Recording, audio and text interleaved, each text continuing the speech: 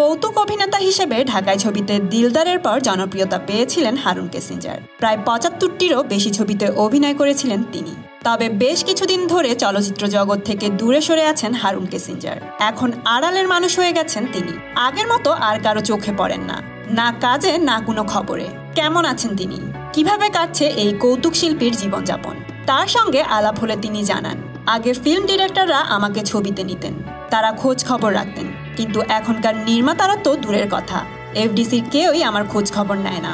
আমি আবারও আগের মতো ছবিতে কাজ করতে চাই, কিন্তু নতুন পরিচালকদের সঙ্গে আমার কোনো যোগাযোগ নেই, নতুন নায়ক নায়িকাদের সঙ্গেও তেমন কোনো সম্পর্ক নেই। এতদিন কাজ করে এসে আমি তো দাঁড়ে দাঁড়ে গিয়ে কাজ চাইতে পারি না।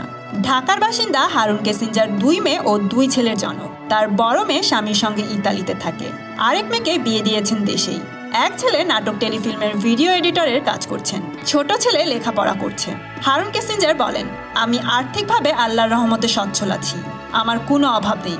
তবে এই চলচ্চিত্র দিয়ে আমি পরিচিতি পেয়েছি, সেই চলচ্চিত্রের মানুষ যদি আমার কোনো খোঁজ না রাখে তবে খুব কষ্ট লাগে।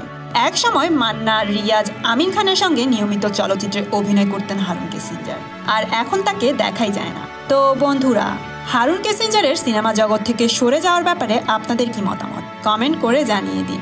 আর হ্যাঁ, ডালিউড সেলিব্রিটিদের এমন তথ্য জানতে এখনই সাবস্ক্রাইব করুন স্টার গল্প চ্যানেলে।